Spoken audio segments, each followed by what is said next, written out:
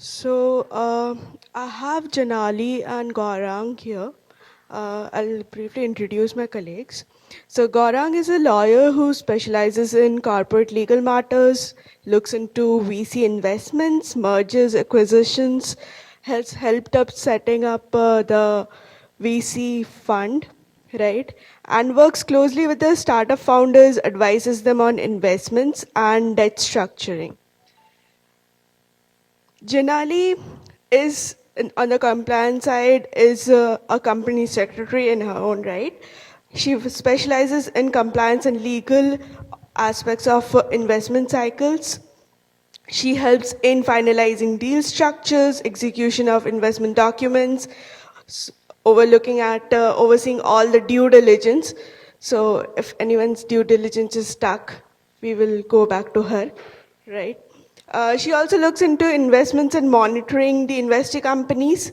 So any legal compliance related matters, all questions get directed to her. And without further delay, request them to take over. Okay.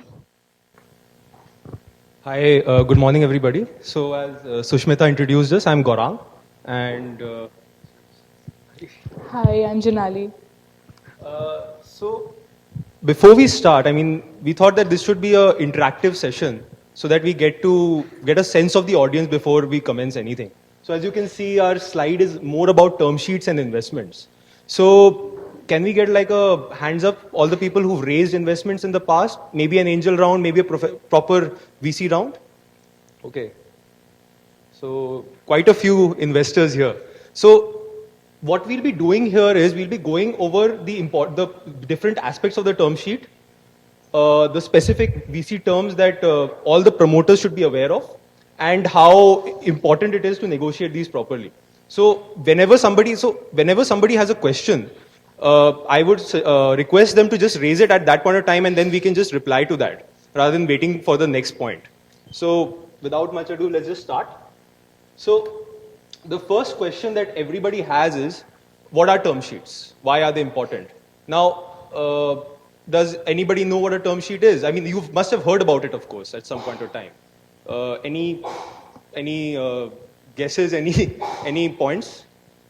So I'll just start. A term sheet is basically a letter of intent. Now, in the VC community, it is intended to be a non-binding document, which is essentially focusing both the promoters and the investor on what the essential points of the deal are. So, what is the size of the investment? How much money they are going to put in? What are the exact rights that the investor are going to get? And the specifically, these are just the three things that they focus on.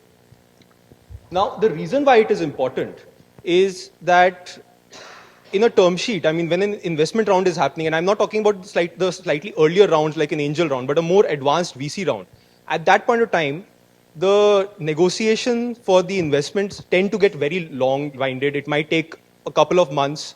There's a DD happening in the background. So the promoters and the investors tend to lose the picture. They tend to forget about it because the legal documentation, and I can speak from experience, can go up to maybe 30 or 40 pages at times, depending on the size of the deal. So it's very important that both the parties are aware of what the terms are when they started out in the negotiation process. Now, it summarizes the key terms and it tests for compatibility. Now, the test for compatibility might seem like a odd point here, right? Why would it test for compatibility? He's willing to give me money, I'm willing to take it. I mean, why does it matter? The thing that happens is that in the beginning, and I've seen this multiple times, the valuation of the company might be just right. You might be fine with the amount of money that the investor is willing to put in, the number of shares that you're willing to give him.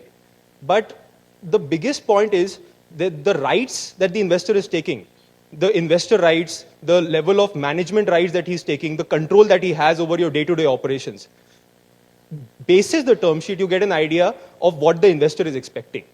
And it's the main question comes down to whether you're fine with giving up those many rights or not. And I think in the subsequent slides, we'll get an idea about the kind of rights that I'm talking about. And just, I think this point will become more highlighted once we go through the subsequent slides. So before we proceed, any questions? I think this is a very basic slide, so nobody will have questions. Sure. So a term sheet is a letter of intent. So a letter of intent essentially means that it's not a binding agreement. In case it breaks down, you can't take the other party to court. It's like a gentleman's handshake saying that I will put in the money and you will abide by it. So after the LOI, usually there's a more comprehensive document that has to be entered into to finalize the deal. So the term sheet is exactly like that. I am willing to put in money on these terms, and these are just the head of terms. And LOI is similar to that. So it is like an LOI only in many ways. And in this next slide, I'll just cover what is the exact difference between an LOI and a term sheet. I'm sorry, am I audible properly? Okay. So just a second. So now, if we move to the next slide, whether it's binding or not. Now, this is the biggest question that all the startups face, because people assume that the term sheet is not binding. But in essence, sometimes in smaller deals, you can even have an agreement based on the term sheet itself. So it needs to be seen whether it's binding or not. And even if it's a non-binding term sheet, there are certain parts of the term sheet that can be binding. So I'll give you an example. The confidentiality provision, saying that you will not disclose the terms to a third party, that will be binding most of the time. There will be another provision like the exclusivity clause, that you are not going to go around shopping for other better deals based on the term sheet that you've gotten today. So you won't look for better deals. I'm sorry, do you have a question?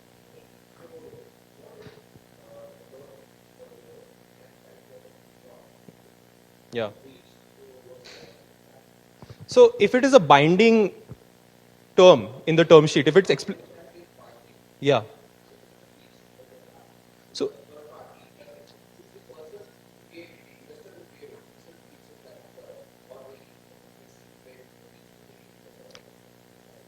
so if it has been breached, then they have a binding agreement for which they can take legal remedy against the party who's broken it. So it is as good as breaking a non-disclosure agreement. That one clause constitutes a non-disclosure agreement between the parties. So it's been breached. Depends on what action they want to take. They can take you to court. They can initiate arbitration if it has an arbitration provision and get the legal remedies that are available, which means injunctive relief, preventing you from further discussions, any monetary damages, stuff like that. But again, depends on how important the provision is to them. Yeah. Yes. Yes. So if it doesn't have a, if it doesn't, yeah, sorry. So if it doesn't have a timeline, then you should add a timeline, because essentially the term sheet is only intended to be like a 30 or 40-day documents, or maybe a 2-month document before you get the final agreements signed. So it's like an interim documents before the main DD and all of that is done. So if it doesn't have a timeline, you better add a timeline to it. Yeah. So again, we've already covered the points like the non-binding provision, the exclusivity clause. So the exclusivity clause, as I mentioned, you can't go to other founders, you can't go to other investors before that is done. But at times you might want a co-investment deal. And it's important that that does not clash, because your investor might also be fine with you looking for other co-investors in that deal. Maybe there are 3 or 4 investors and he's given you his amount and he's saying find other investors who are willing to invest on the same rights. Now, if you have an exclusivity clause, that's a bit of a conflict, right? So it's also important to incorporate those provisions into that document, because every part of the term sheet that is binding is a part that you have to be very wary of. Because the other parts you'll negotiate along the way, but the binding parts you have to be really careful about. Yeah. Sorry? Yeah. So if they have a competing, so the exclusivity provision in the term sheet is different from the exclusivity provision in the final investment agreement. So the exclusivity provision is just to prevent the founders from looking for other investors. So they've already invested in other deals. So at that stage, probably the investor might say that I've already invested in that company, and because my business is to invest in other entities. Yeah. Sorry?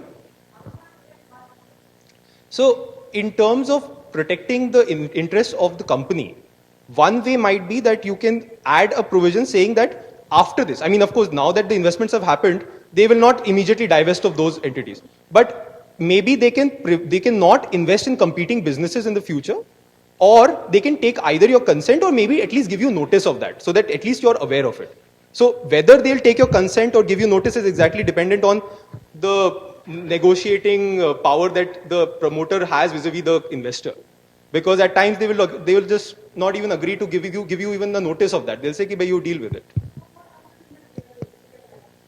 Yeah. So this is a very common issue that happens because larger investors always have competing businesses or similar businesses. So if you have an agri business, then you will always have one or two other portfolio entities in your portfolio which are at least doing something similar, which you might consider to be competing in a way. So at the end of it, essentially, it comes down to your rapport with the investor and the confidence that he has in your business. Because there is really no legal solution around it. I mean, you can have the clause in the agreement, but this is it doesn't matter because you have to sign the document. This might be the clause that might prevent the signing of the document. So it depends on how you negotiate it.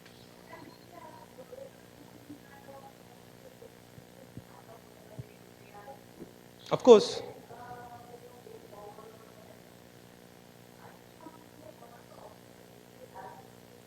Yeah. So, in terms of, if you're talking specifically about your IP, which is of course a very valid point, in terms of IP, you can of course have certain safeguards in the document itself, which explicitly state that the promoters, sorry, the investors who are sitting on your board, who might have a board seat, who have access to all of your documentation, they cannot share it. So there's a confidentiality provision on them.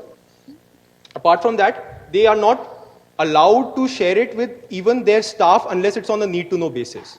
So you will have to maybe work around the specific confidentiality provision of how they're sharing it with their other people. And sorry?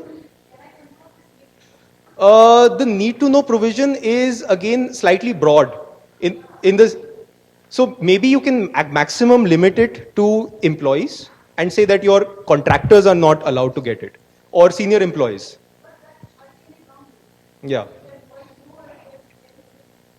That's true, but it's a document, it's a binding legal obligation that you have against them. So you can take action, and it does it acts as a deterrent to an extent as well.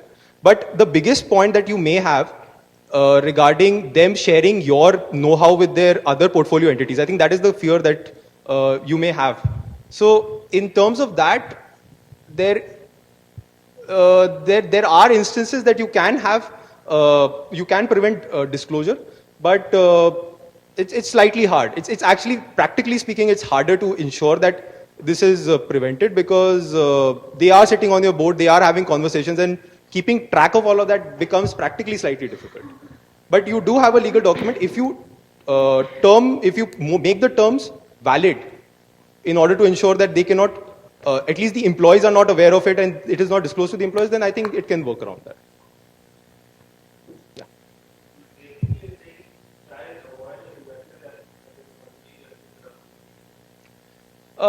So, in a way, yes, because if that is the main fear, the main fear that you have is that they might actually start sharing your IP with them, then you actually need an investor that you either trust completely, you're sure that he will not share it with the other business, or he doesn't have something like that. So you have to either prevent him from getting another business in the future, and he should be willing to sign on to that document as well.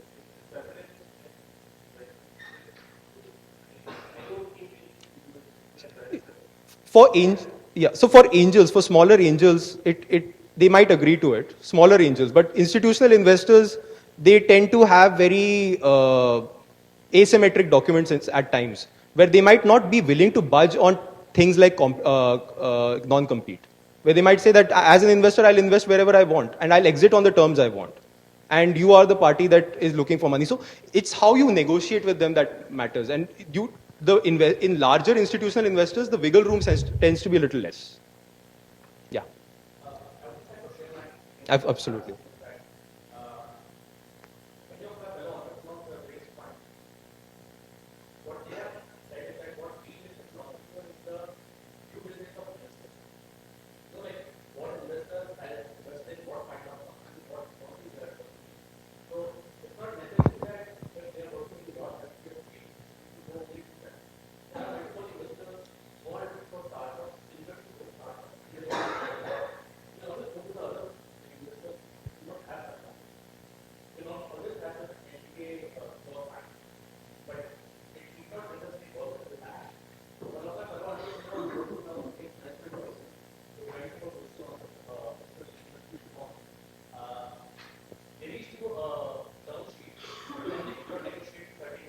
Yeah.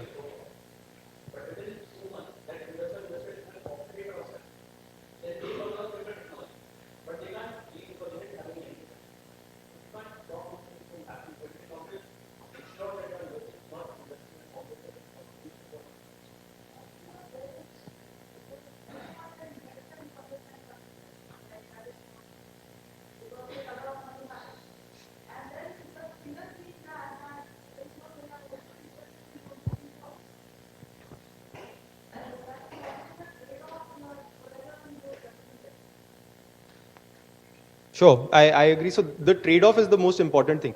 But in your case, as you mentioned, they did not sign an NDA as well. So again,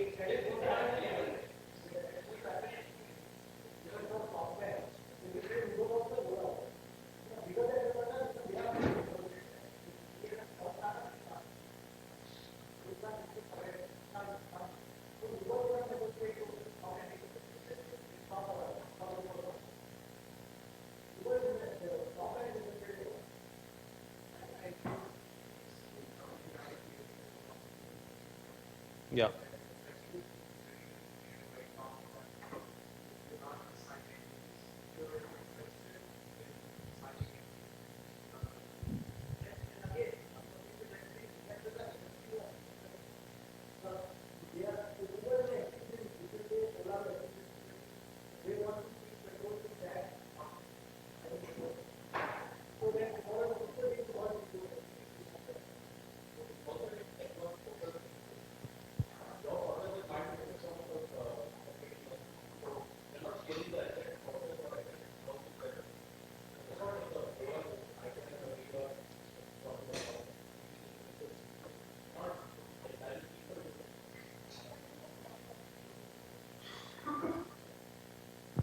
sure. Any other questions? Yeah.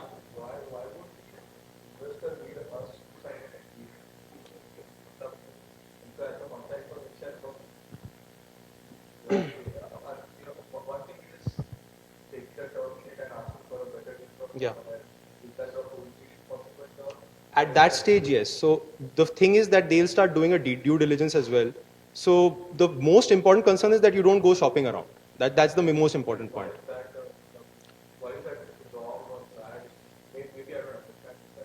So I'll give you an example. You have a deal from X investors. Suddenly, because you have that deal, another 5 investors are interested. Ki somebody's found value in this transaction, in this startup. Maybe there's something to look into it. So they'll start getting. You might get more interest because of that one deal.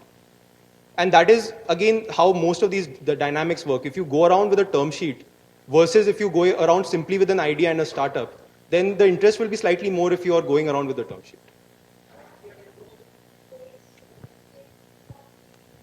Yeah. Yeah. So that is the exact point, because in term sheets, what tends to happen is they have the exclusivity clause, and you'll have an oral discussion with the investor. They'll say, "Acha, you look for other investors," but the terms of the term sheet explicitly prohibit you from doing that. So in case there's a problem later on, they can of course come after you and say, "Ki there's an exclusivity clause. Why did you even go and speak to other investors?" So that's why it's important that the exclusivity clause is drafted in such a manner that you're allowed to look for other investors in case of a co-investment deal. Because certain investors will say that I am enough, you cannot unless you're raising a further round later down the line, you should be fine with just me being there on the table.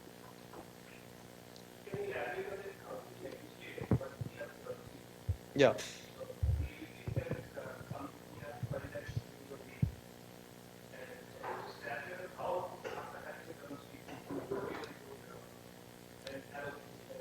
So again, I can't speak about the commercial way of doing that because I'm a lawyer, but if you have a term sheet and you're allowed to go around and discuss it with other investors, then you can, of course, take your investor on board, tell them that you're speaking with other 4 investors who are these guys, as long as everybody is on the table, because they'll have to, it's not just about the term sheet, everybody will have to sign the investment document later on.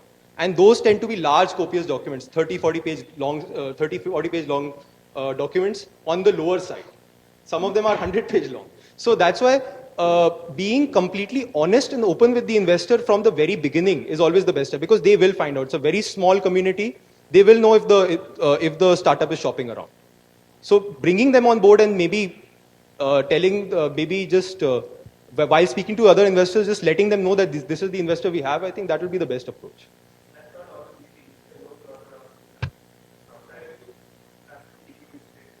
So if you are taking your own initiative and you're allowed to do that by the document, again, you want to do it in such a manner that your original investor is not spooked in such a way that he'll say, I don't want to invest in you anymore, I can't trust you.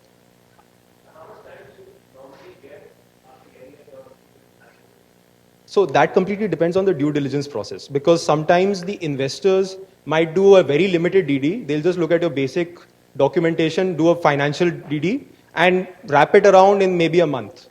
But sometimes deals tend to take 6 months, depending on the size. Because if the company is at a very advanced stage, the DD also takes more time.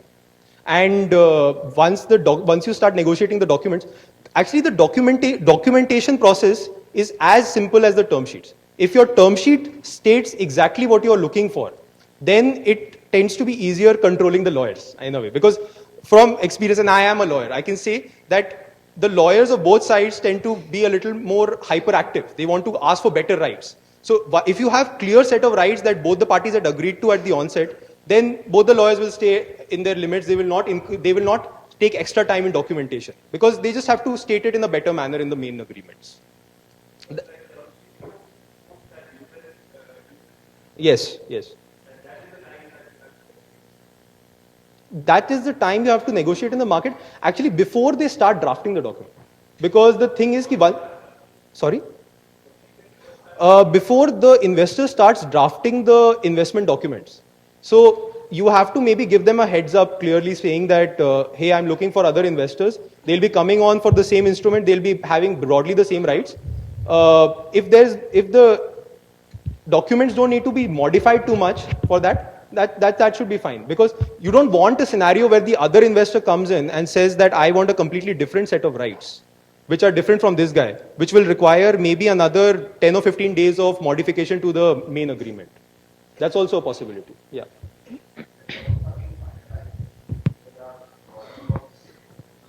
Yeah.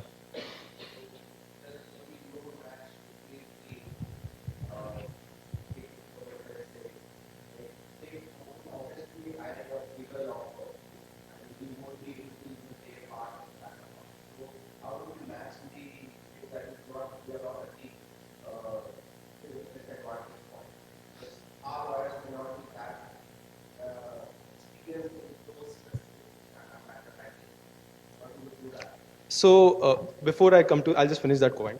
So in terms of experience, I'll just ask you a question. Do you think it's just the money that buys a person of experience, or is it the person's experience itself? If you determine that a lawyer that you've hired knows the venture capital industry, he might have worked at the larger firm before and has started his own business. There are a lot of lawyers like that who were partner at, say, the Amarchand Mangaldas and the AZBs of the world, and now they've started their own firm. So they do have the experience. They know how to negotiate these deals. So it's your job as the startup to find a lawyer who understands the business, who knows the VC industry. And then it's lawyer versus lawyer at the end of the day, because it's the commercial deals. You finalize the commercial deals in the term sheet. But the lawyer's job is to ensure that presented in the document. So there is no hanky-panky anywhere. The bigger firm's lawyer has not inserted some onerous clauses which you as the promoter, as the layman, is not able to identify properly. That is the job of the lawyer. Because the commercials are already set in stone. They are just there to ensure that what was said in the term sheet is being represented in the investment document. So again, in terms of your main question, can you find a lawyer of that side? I definitely believe that. Before joining CIA, I was working at a law firm where both the partners had worked at Luthra and Amarchand Mangaldas before that. So in terms of corporate pedigree, you will always find lawyers who know their way around the industry. Yeah.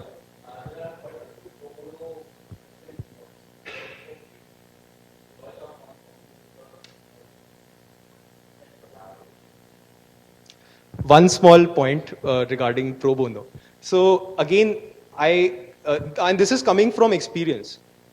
If you're taking a professional's help, then the terms of the help have to be very clear, because you don't want to be in a scenario where suddenly midway through the deal you're saying pro bono, and the lawyer's time period, the time that he has to spend on each document, the time he has to take out of negotiation, he could be spending it somewhere else. He could be making more money somewhere else. So it's better to have a clear commercial transaction rather than a free transaction where you're trying to get a freebie out of him. I mean, this is just coming from my experience as a lawyer.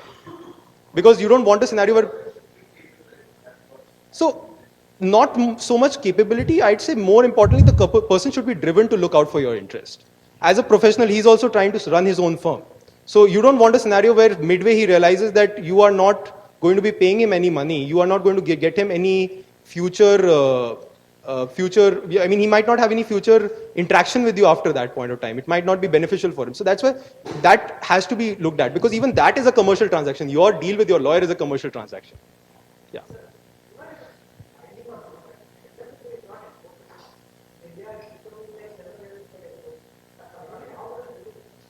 So do you? So the question comes down to, let's say it's not binding. Sorry, let's say it's binding.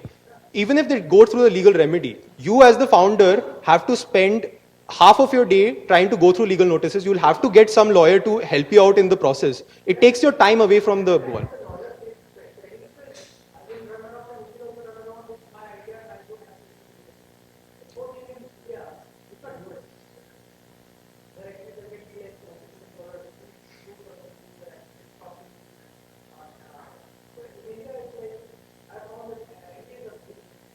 So not just NDAs.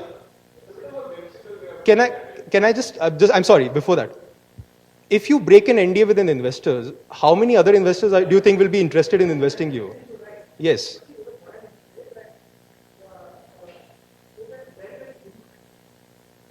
From the investor's perspective, yes, but he also has faith in the fact that if he puts a bad word in the market around your name, that will take more time.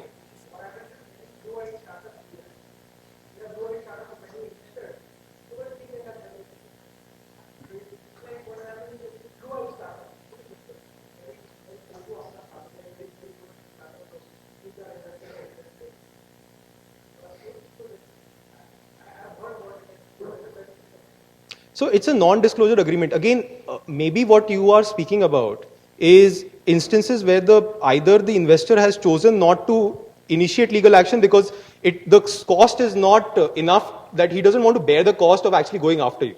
So they have to make that decision. But it comes down to the fact, do you as a startup want to be at the mercy of the investor where they say, ki, okay, it's a small startup, I don't want to go after them, let them do whatever they want. But they will withdraw from the deal, and you will be left with a term sheet which has no value. Yeah.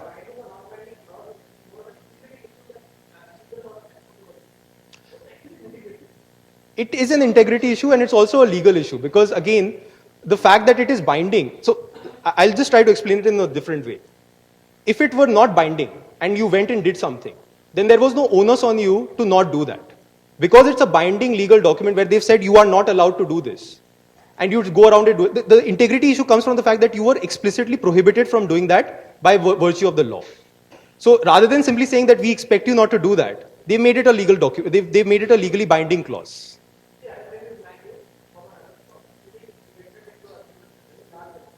Yeah.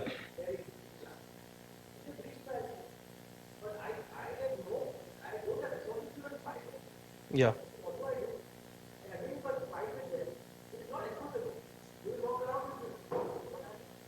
So again, I would question the fact that you are saying, I agree with you from the perspective of the resources, where because there is a resource asymmetry, you would not want to initiate legal action altogether. But saying that a document is not enforceable is a bit of a overreach there, because again, it comes down to the fact about how your willingness to initiate legal action.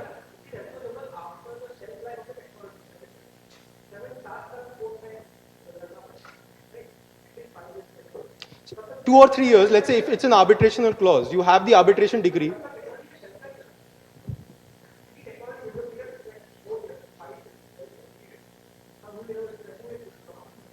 So, but let's talk about it from the perspective of the investor, because this NDA is again not binding on you, it's binding on him. So if he were to just want to prevent you from going into the market and speaking about it, he can prevent you from doing that. He will initiate legal action, he will publicize the fact that he's initiating legal action, and then again make the deal unviable. Yeah. Sorry?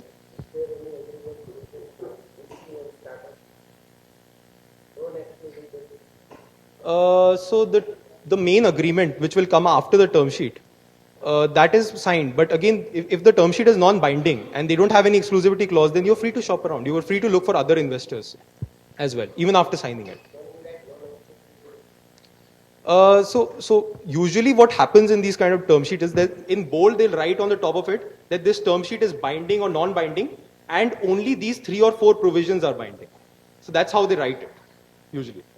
So they will have to explicitly say which are the terms that are binding and which are not binding. Even if it's a non-binding term sheet and they want to make certain points binding, they'll have to set it out clearly.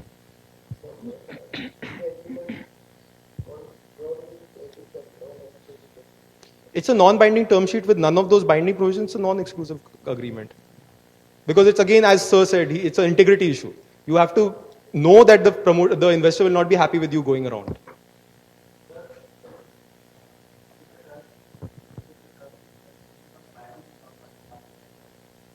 We'll be going forward. Sorry. Yeah.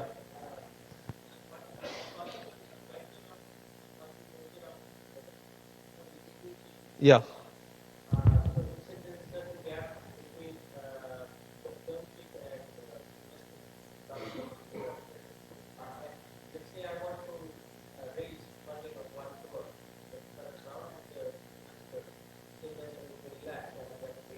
Yeah.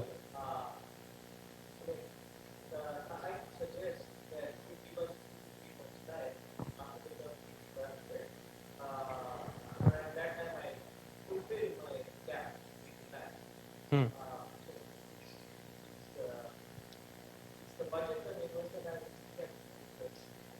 So you're talking about co-investment, right? That you want to look for other people who want to invest along with you. Yeah.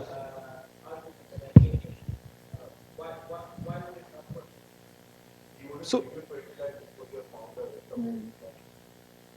the investment will not happen. So if you're looking for other co-investments, again, as we mentioned, that it should not be an exclusive term sheet where you're not allowed to look around for other people.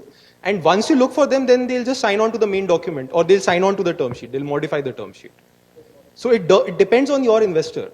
Does he feel secure in the fact that he can share that investment with 4 other guys? If he doesn't, then he won't allow you to look for other people. If he does, then he'll allow you to look for other people. So it depends on your relationship with the investor.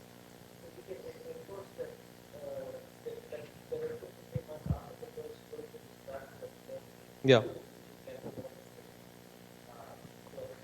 Of course. So the term sheet can be modified at any point of time once all the parties to it have signed.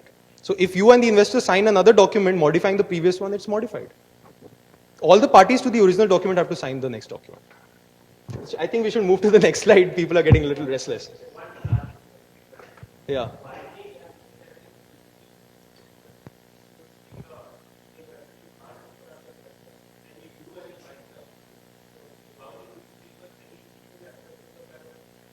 That you.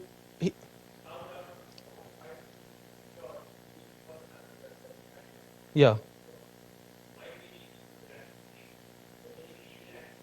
So he can, of course, take legal action because he's told you not to shop around. And we've already, of course, we've had a discussion around that as well. That it's an integrity issue. He might he might spoil the market for you for looking for further deals. He might take legal action, but again, it depends on the viability of taking legal action from his perspective. Is it worth the effort that he'll put in to hire the lawyers, take action, stuff like that? And again, you cannot depend on the fact that you're taking legal action against a small startup might not be worth it for the investor. He might be wanting to send a message out that you can't take me for granted. He might be feeling that a lot of startups are doing this and just want to initiate action against one of them. So you don't want to be the one startup that he wants to take legal action against just because of that. Sorry? So he can claim monetary damages, then he can prevent you from, the exclusivity provision, I think definitely he can claim monetary damages because he had monies aside and he was waiting to invest it in a company for returns. Now, you having prevented that from happening, you have prevented the deal from happening, so he can claim monetary damages against the loss of profits, loss of revenue. It will be hard to prove it in court, but he can of course try. Sorry. And I think we'll move to the next slide now. So I think Janali will take this. I have the mic. So, so as Gaurang has already mentioned, that a term sheet is summarizes the discussion we have with the investors, and based on the term sheets, we make the final documents. So it is very important that a term sheet is properly negotiated, because then it becomes really easy to make the final agreement. So very quickly, we'll one by one go through all the important terms that are always there in the term sheet. So most of the term sheets, the terms in the term sheet are pretty standard. Okay, they have evolved as a market practice over the years. So, so the first one we'll talk about is reserve matters, or you call it protection rights or affirmative vote. Simply to simply say it, reserve matters is a list of items which the investors want that the company take the approval of investors before they do take those decisions. Now, most of the times, this list in the term sheet is overlooked by the founders, because perhaps because it directly does not affect the economics of the deals, and therefore it is seemed unimportant. But this list is very important, because the purpose of having this list in the term sheet, the matters in the term sheet, is that the investors want to have some control on the decisions that you're taking, but the purpose is not to interfere in your day-to-day business. So it is so once you have the term sheet, it is important that you go through the list. So the list will differ depending on investor and the deal to deal, but the most common items which are there in this list is, change in the charter documents, appointment of directors, change in the business of the company, raising more funds. So these are some items which the investors would like to have give approval before you do that. So, so these items have to be looked carefully understood, and if it is something which will interfere in your daily business, then they should be discussed with the investors, and then either put in the term sheet or removed. So the next term is general transfer restrictions. So when an investor invests in a business, it is not only the business idea in which the investor is putting in the money, it is also the people who are working on it that the investor trusts and is putting money. So it is very important for the investor that the founders are committed to the business. The investor does not want the founder leaving the company before they leave the company, because it is the founders and the business idea in which they have put money. So generally they would want to have some restriction on the founders. They would not want the founders to sell their shares or sell their stake in the company. So they can be different types of restrictions they put on you, but the most common ones are the lock-in and the ROFR. Lock-in means that the promoter, there will be a time period set and negotiated up to which the promoters will not be allowed to sell their shares in the company. They will have to stick to the company. So that is one time period. So this lock-in restriction is always there. So, but what is negotiated here is the time period up to which the founders want, investors want the founders to stay there. But sometimes what happens, the founders bargain and they negotiate with the investors and say that, for our personal expenses to, have some liquidity, we also want to have want to be able to sell some of our shares if there's a need. Then there's a ROFR restriction coming in, which says that if the promoters want to sell their shares in the company to some third party, they will have to first offer it to the investors on the same terms which they are giving, to the third party on the same price. And the investor is allowed to match those terms and match those price. If the investor does that, then the investor will buy the share. If not, then the promoters will sell it to the outsider. So the purpose of having this restriction is simple, that the investors do not want you walking out of the company until they are in the company. So adding to Janali's point here, regarding the reserve matters, a right that investors sometimes tend to have is that you will not do any hirings with a salary of more than X amount per annum. So like if their investment is say 40 lakhs or 50 lakhs or 1 crore, then they'll say you will not do a hiring of more than 25 lakhs without my consent. So that is a point that maybe the promoters would want to negotiate further, because it prevents them from hiring the kind of staff that they need, the cutting edge staff that they need. But again, you will have to go to the investor for their approval at that point of time. They'll take their time. That person might not be willing to stay on for that point of time. So the amount of money that you can spend for hiring, and that's one point that you should be willing.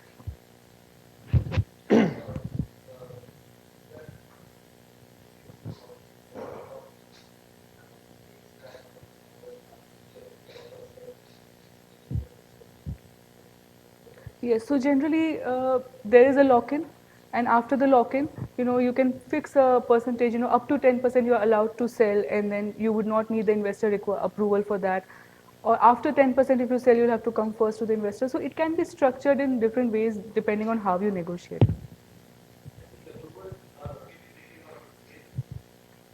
Yeah. It's better if they're taken on email. You don't want to go through the. Yeah. Yeah. It's better if they're taken on email. So, yeah.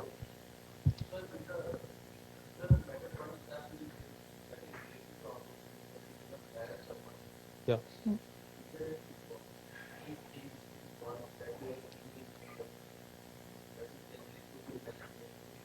So, so the key point that the founders have to look at is specifically the quantum of the restriction. So if you believe that you will need two uh, two engineers or something, or the two engineers who will have a per annum salary of maybe 24 lakhs, then you would want that threshold to be higher. I mean, I should not have to come to you for approval for hiring a guy who has this aggregate salary of less than 50 lakhs or an aggregate salary of less than 25 lakhs. So it's up to the founders to determine who are the kind of people they'll be hiring and what is the right threshold for them. And that's where the negotiation happens, because you will have to explain to the investor why it is important. Yeah. Borrowing. So borrowing is again a quantum. They'll set the quantum for borrowing. If you're borrowing more than 50 lakhs in a month or 50 lakhs in a year, then you'll have to come to me for approval. So again, that is an operational aspect that you have to look at. Borrowing, hiring. Then.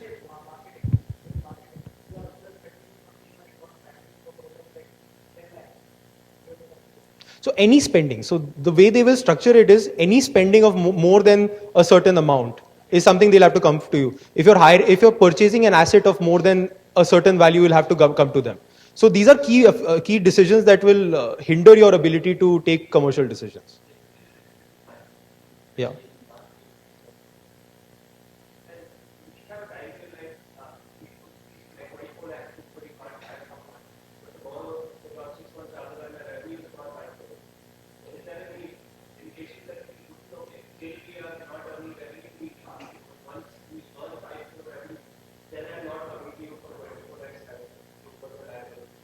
So that's a great point, because you can put that restriction.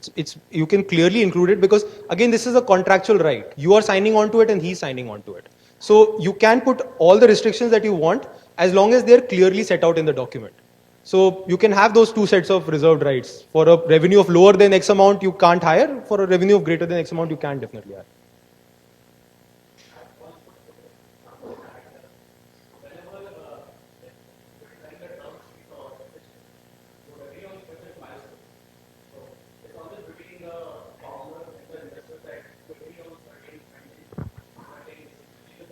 Yeah.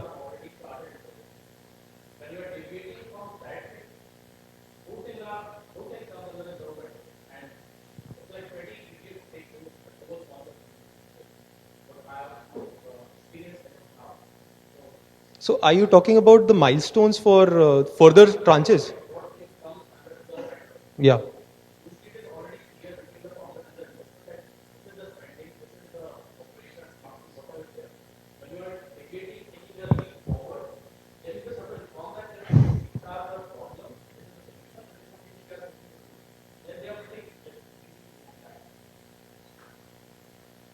Yeah.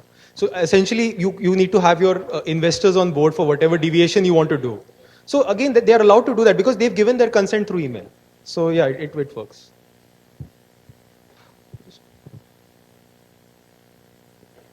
So the next points that we are looking at are board composition.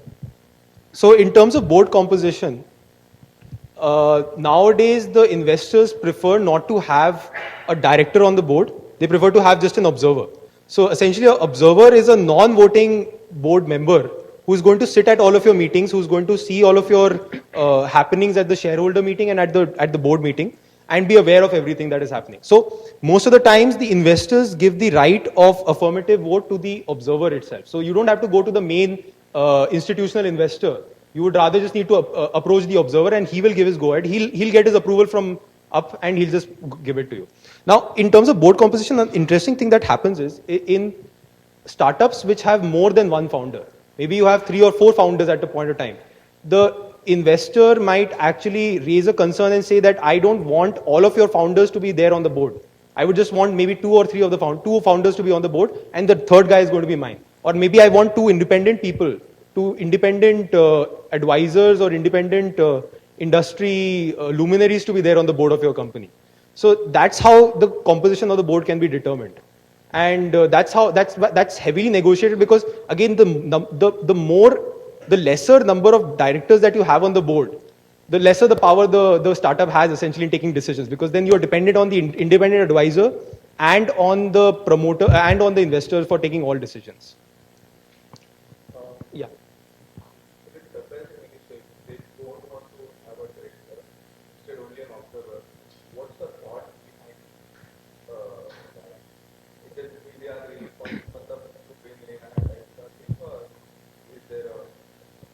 So I'll tell you a clause that comes along with a director on the board with an investor. They will require you to take director's liability insurance along with that for that director. So the thought is just that maybe they don't want to get into the legal liability of having a director on the board in case a regulatory action is taken against the startup or anything like that, because the director is held liable for the actions of the company. So they will, if they do take a director on board, they will have strict provisions stating that he is not one of the promoters, he is not involved in day-to-day operations. You will have to take insurance only for him specifically of a quantum that the investor determines. So in some ways, it's actually better not to have a director on the board as well.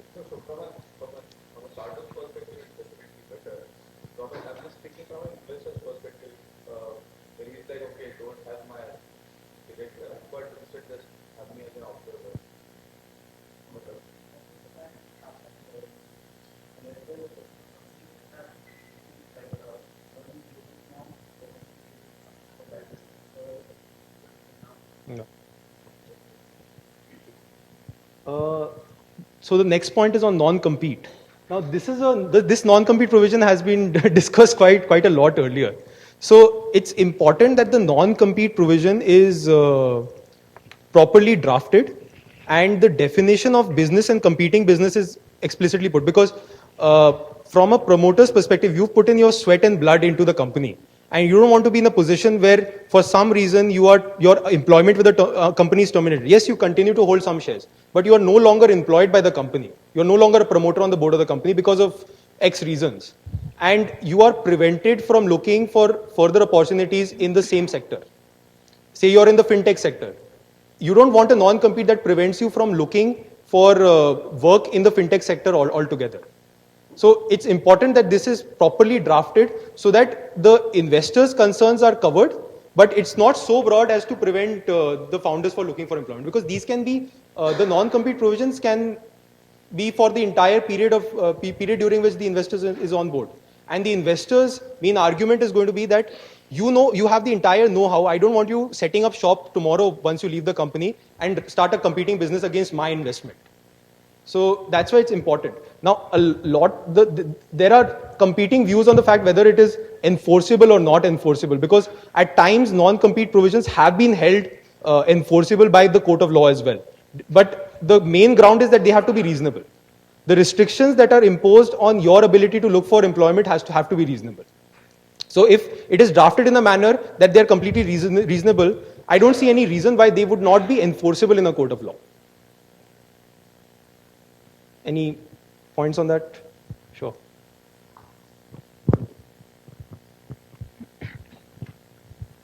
Next, anti-dilution right. So again, anti-dilution is there in every term sheet. It's a typical right. In fact, it is the most important right that an investor will seek to protect the value of its investment. So what does anti-dilution right say? So dilution means the stake of any shareholder getting diluted, getting less, because of any reason, because of increase in number of shares, issue of new shares, or exercise of ESOPs or warrants. So whenever your stake in a company goes down, it is dilution. But not all dilution is bad. So if, for example, if investor has invested in your company and after that you raise further round, obviously the investor's percentage will go down. But that will not be a problem for the investor if your valuation has increased. If your valuation has increased and his percentage goes little down, his value is still protected, he's fine with it. But when do investors have a problem? When there's a down round. When after they have invested in your company, the valuation of your company goes down, and because of which their value also goes down, that is when this anti-dilution term comes into play. So what does this term say? It says that in case there is a down round, in case there is a decrease in valuation, the investor will have the right, to either get new shares from the company or change the conversion ratio and adjust it in such a way that his value is protected. So whenever there's a down round, the investor will convert their convertible shares into equity in such a way that what they had earlier invested is protected. So this right is always there, and it is important that you understand how this will work out. Yes.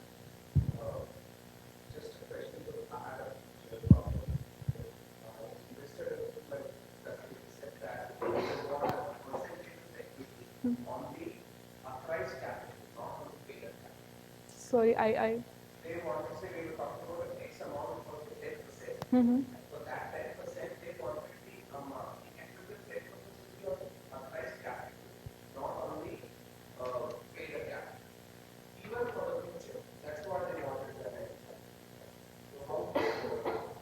So, so basically, they wanted to fix their stake in the company. Whatever rounds you raise in the future, their percentage is always fixed.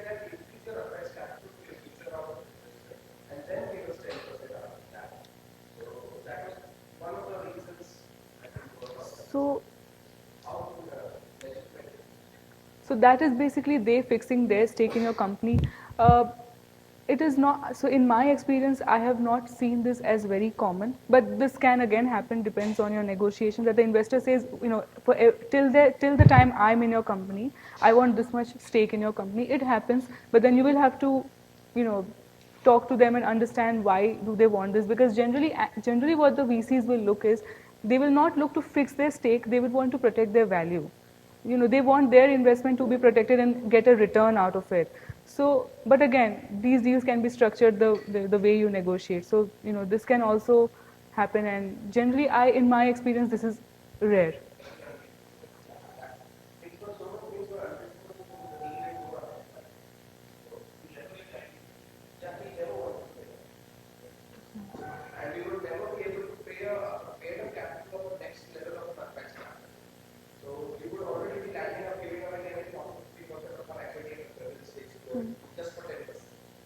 Yeah. So again, investors sometimes ask for, they have their own demands, but then it depends how you negotiate with them. So next is liquidation preference. So again, this is a typical term which is there in every term sheet. What liquidation preference this clause defines is how the money will be distributed in case of a liquidation event. Now, what is a liquidation event? It can be winding up, it can be merger, it can be the company being sold off, or the assets of company being sold off. So whenever there is a liquidation event, how the money will be distributed. So usually the investors, they keep a preference for themselves. They say that whenever there is an event of liquidation, my money should be paid first. So this clause will always be there, but what is the point of negotiation is, what is the value that you fix to, what is the amount that is fixed that investors will get first.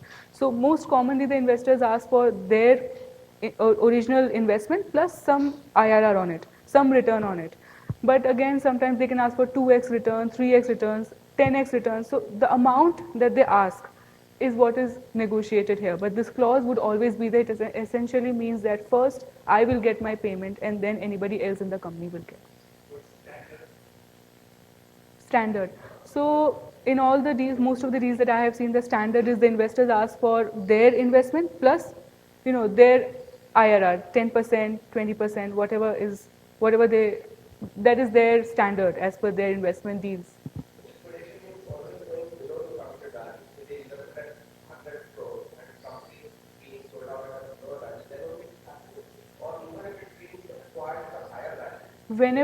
So event of liquidation is always defined. For example, the company is being merged. For example, the company is being wound up. Okay, when there's winding up, usually the valuation is low. But for example, the company is being sold off. So there can be a higher valuation also. But if there's a higher valuation, the investor will only get what they have fixed. Yeah. Again, it can be structured differently as well. So they can also write that I will get this fixed amount, and if there is a surplus, I will participate in that also proportionately. So it can be structured differently. You have to read and understand what they're asking and then agree on it. For example, if they have a liquidation surplus of 1x, Mm-hmm. let's say the company gets hold of EPCL, Mm-hmm. they first get their money back and then the remaining amount is Distributed among other shareholders. including them or or just the other shareholders. So again, it depends on how you have agreed. If you have written that first you will get, then we will get, and then the remaining will be distributed, it can be like that. Again, if you have agreed that first you will get your fixed amount, then what is remaining you will participate in that also, then it will be distributed like that. So it depends on whatever you have agreed.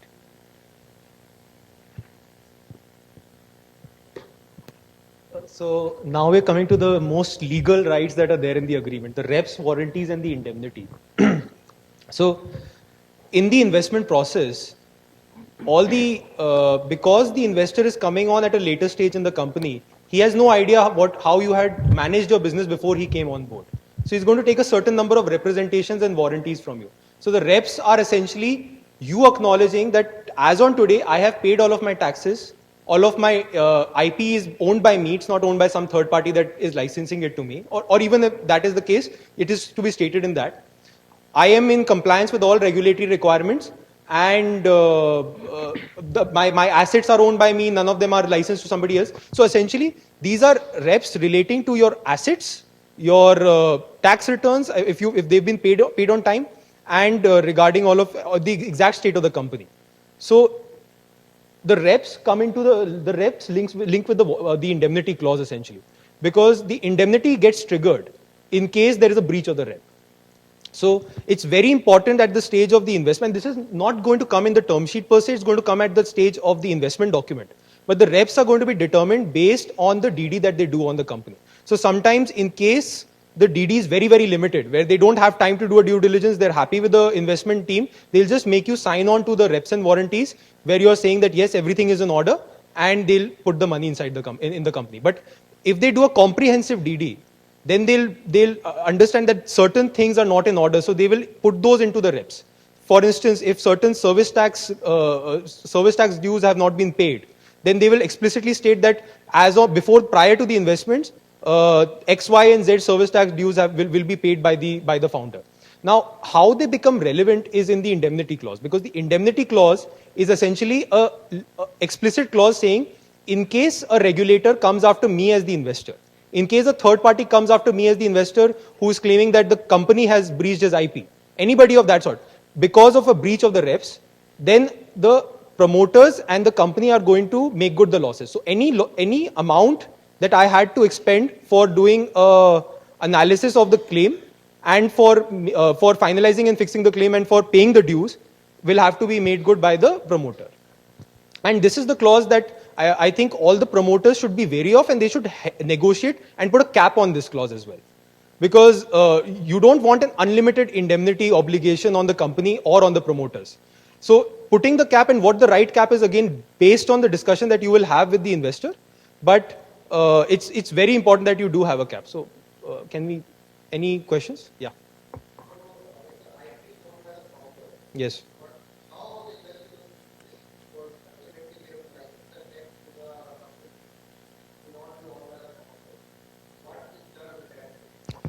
So they will, if they do a DD on the company and they realize that the IP is not owned by the company that they're putting their money into, but it's owned by the founders, then they will require you as a precondition to the investment to transfer all IP from the founders to the company. So that asset transfer will also be there as a requirement for the deal. And once it's there, then it's not a breach of the rep.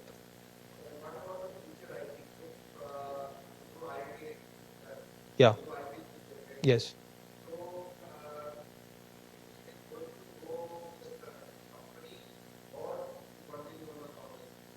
So the investor will always prefer to have IP in the entity that he's putting money into. He's not putting money into the individuals, but in the company. So, yes. Yes. Yeah.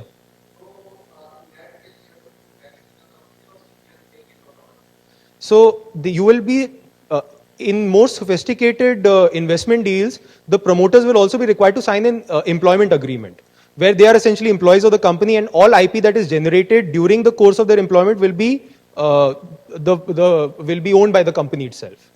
So that will be captured at that level. We'll be covering that a little later.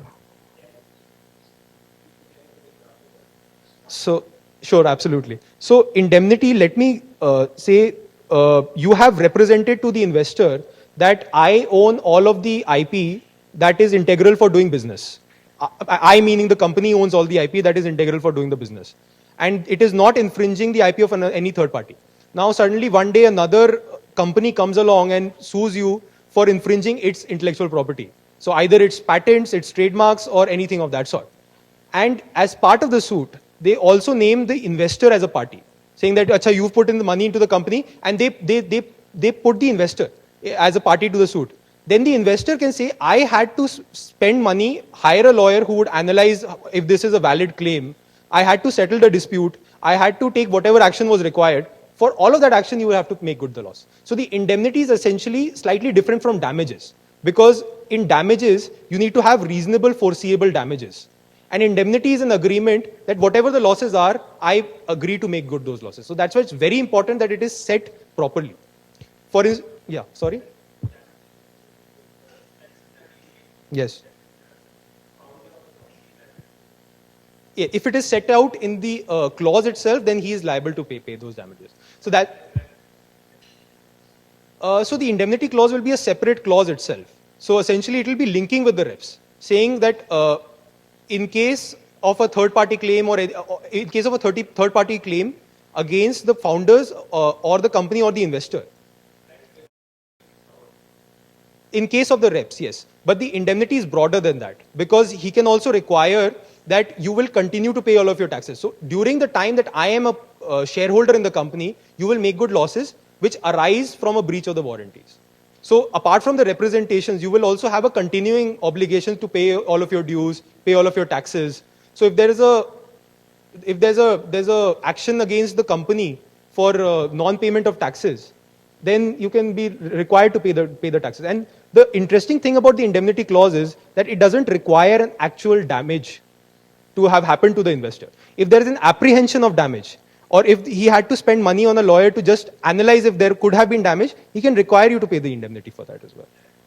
On actuals, if it is required by the clause, because it can be for direct and indirect losses. So it can be as wide as the drafters want it, and as narrow as they want it. So that's why it's very important that it's read and analyzed properly. Yeah.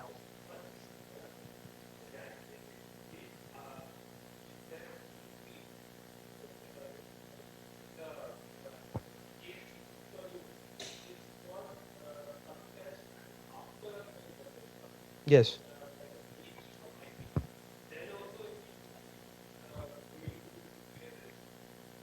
So indemnity is a contract essentially between two parties, saying that for any loss which I am putting in the contract, you will make good that loss.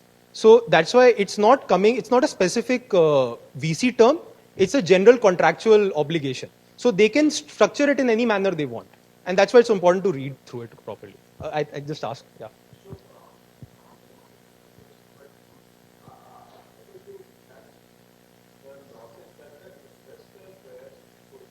Yeah.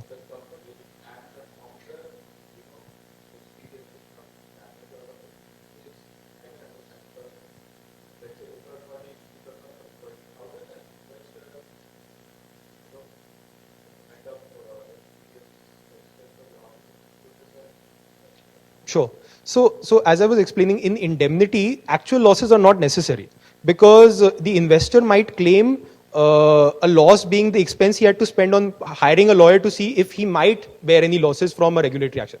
For instance, if the income tax department comes after the company, the investor is again spooked by the fact that, oh, there's an income tax department investigation. He'll hire a lawyer. He might claim that damage from you. Because an indemnity is not a damage, it is a contract to make good any losses or expenses. So you are agreeing to pay the amount on the happening of a certain event. So setting the event and setting the amount that you will pay is very important here. Yeah.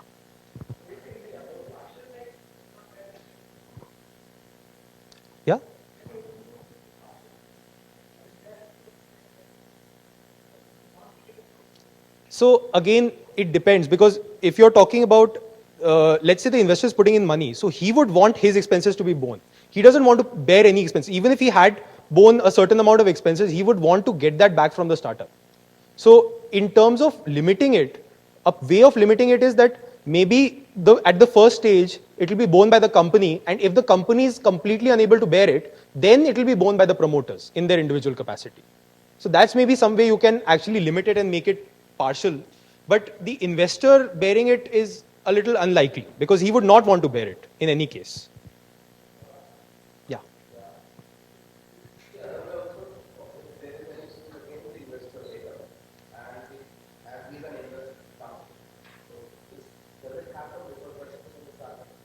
So again, that depends completely on the case, as people say. But you can have a mutual indemnity as well, where the investor is representing to you that he is allowed to sign, he is validly authorized under the law, and he is putting in the money, knowing that it will not breach any other obligation that he has. So if any of those three obligations are being breached by that investment, then yes, the investor can also be held liable. But at times, the investor would be unwilling to give you an indemnity, because they'll have standard answers saying, oh, we are the investor, we are the larger party, you have to trust us, we are better, etc. Yeah.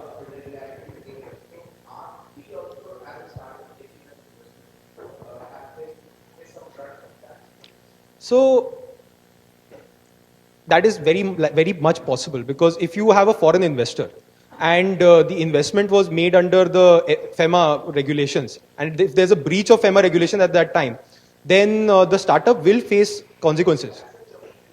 Okay.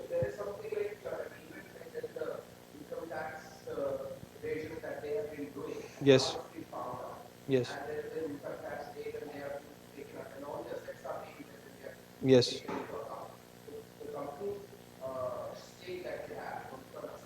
Absolutely. So it technically can, because then the income tax, because they're investigating the matter, they can of course come down to the level of the startup and see what is happening.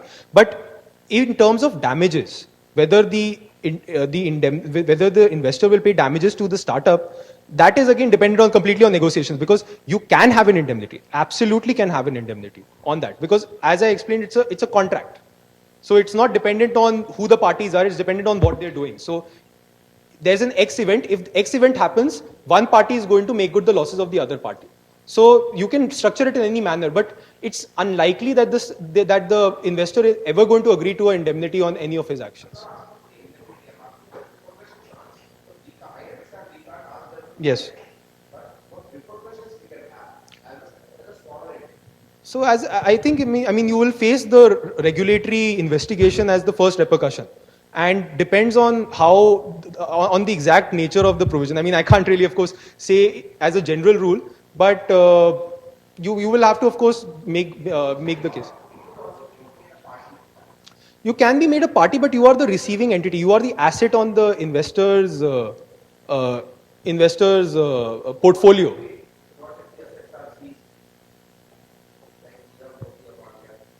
So in that case, I mean, I don't think I can maybe just discuss that at this moment. Maybe we can take that offline. Maybe we can take that offline.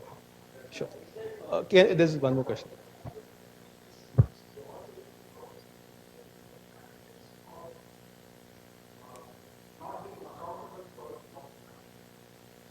So the language says hold harmless and indemnify.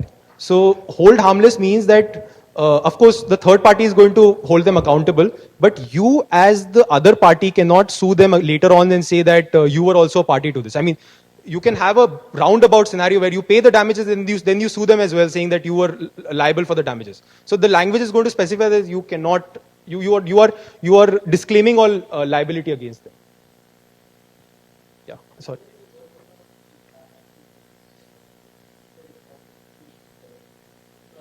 Employment agreement, yes.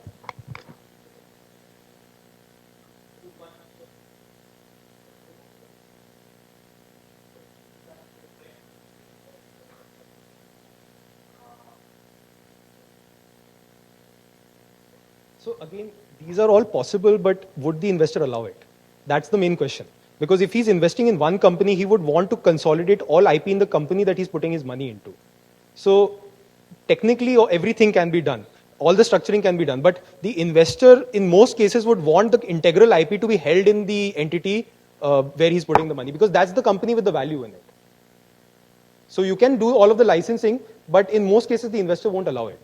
He would want all promoters and all the other entities to just transfer all the IP to the main entity which is receiving the money.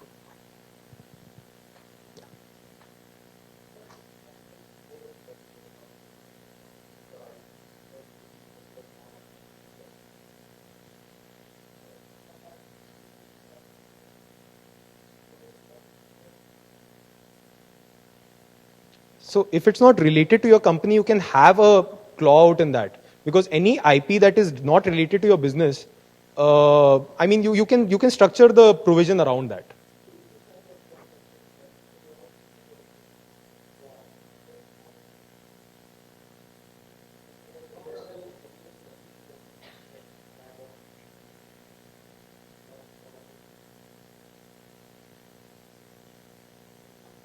Yeah. So, no, but in terms of the employment agreement, you will have a provision. Let's say you're working for an MNC. It's similar to that. You're working for an MNC and you are writing a novel at the same time you're working on a particular software. So it can be argued that the novel is in your free time, it's not related to the business, you're not working on the novel during your working hours, and no one is going to really claim it as part of their business. So the similar logic is applicable here as well. If you're working on a novel while you're free on Saturdays, that might not become part of the entity. It has to be related to the business. It has to be part of your normal obligations as the founder of the company, and that's how you have to structure it in the employment agreement as well. So again, the employment agreement becomes another document that has to be read and negotiated in conjunction. Yeah.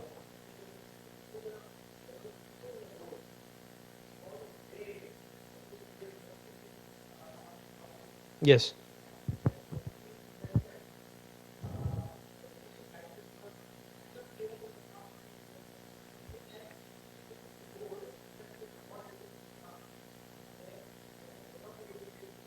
Yeah.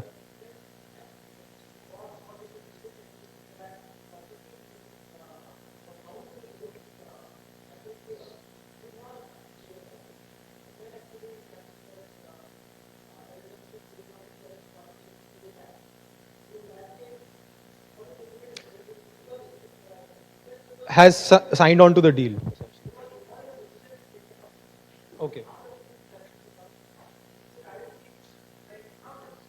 So in terms of being accountable, the investor is not involved in the day-to-day operations.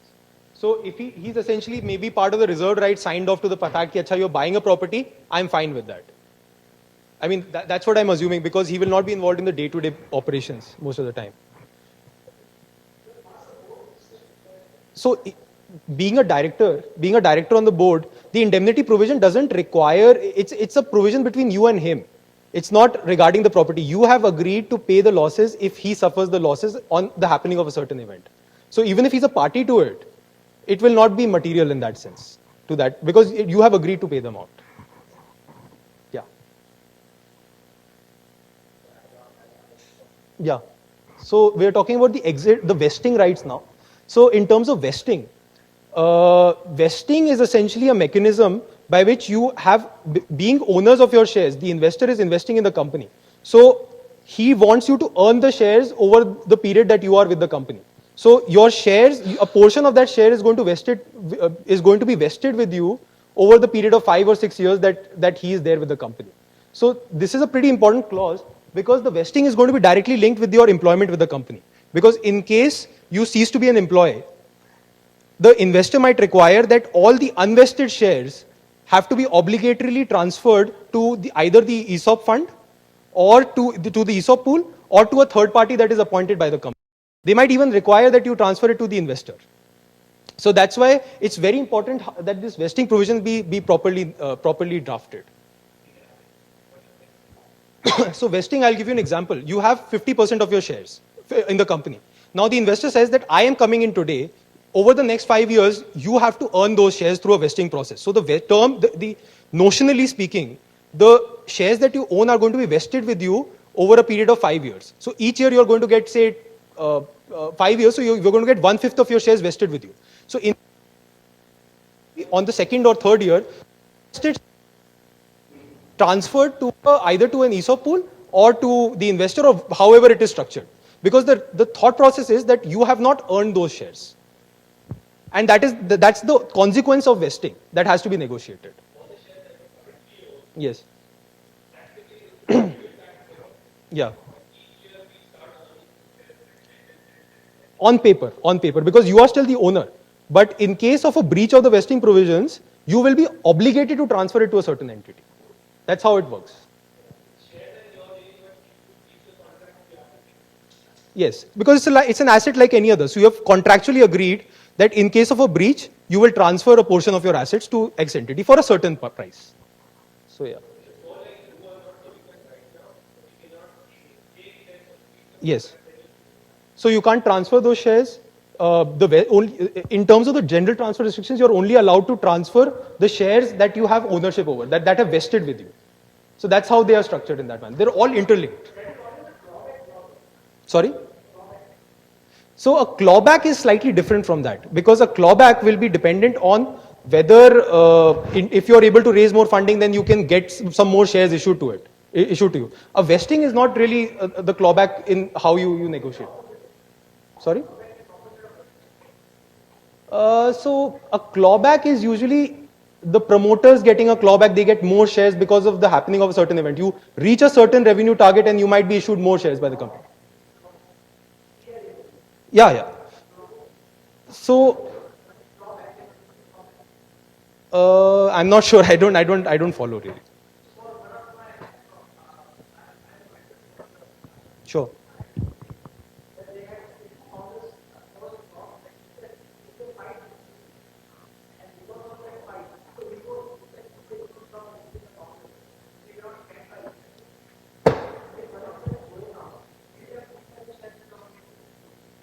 So yeah, that's happening.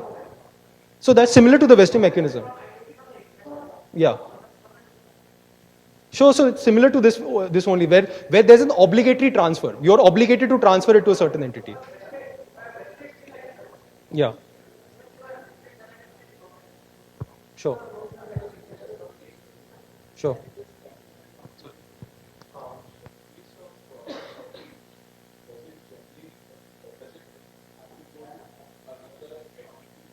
Sorry?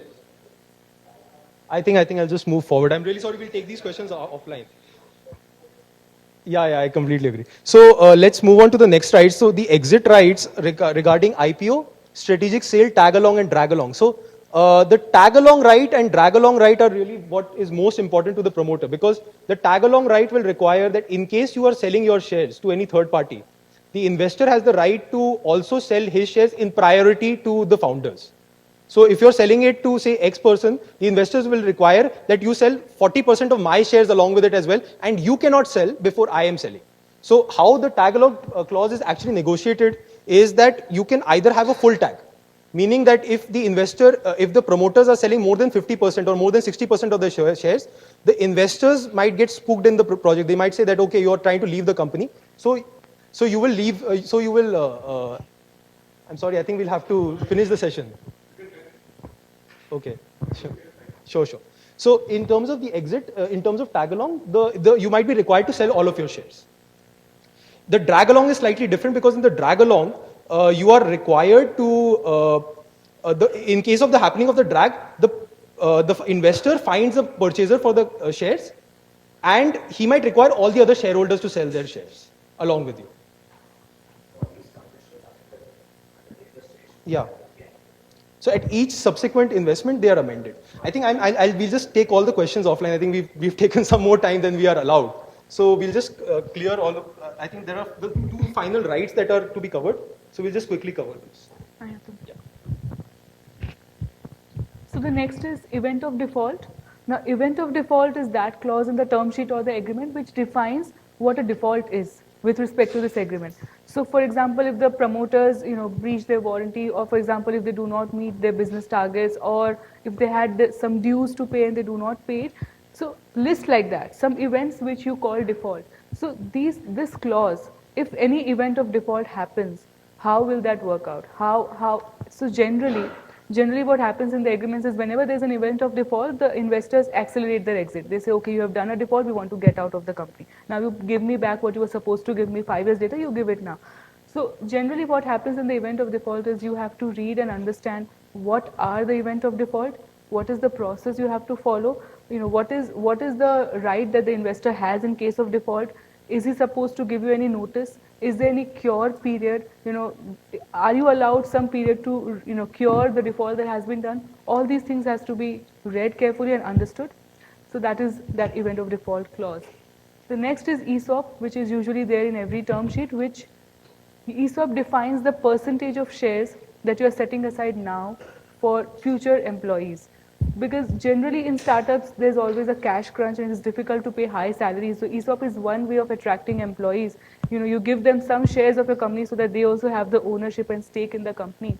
So what the investors want is they do not want to dilute once they are in your company, and therefore before investing, they decide certain percentage of shares you keep aside for future employees. That is ESOP. So this clause will always be there, but what is negotiated here is the percentage of shares that you set aside.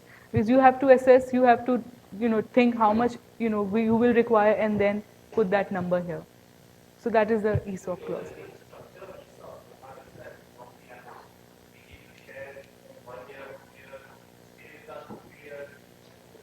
So ESOP is ESOP is a pool that is created generally for future employees. So you can, structure it depending on your discussion with the investors. You can say that, we will give 10% straight, or maybe we will give 10% to the people who stay for 3 years or more than 3 years or 5 years. You can structure it any way you want. The percentage and how it will be vested, how it will be granted, everything can be structured. So ESOP is different from vesting. ESOP is for future. ESOP is for employees. Vesting is for actually the promoter shares.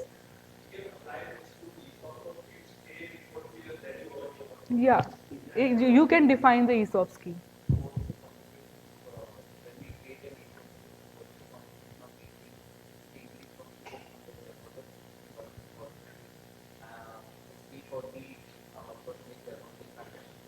I think we'll just take all the specific questions just outside. I mean, we're around, so anybody who has a specific questions regarding any of these rights can just approach us. Because I think the next session is just about to start right now. So yeah. So Thank you everybody for your time. I hope this was an informative session. And yeah.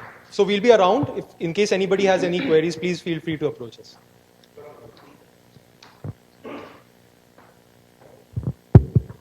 Okay, perfect. Thank you very much, Jinali and Gaurang. I hope the session was useful, because many of you in the evening were asking a few questions around how to deal with investors and all the legal clauses. So I hope this was useful.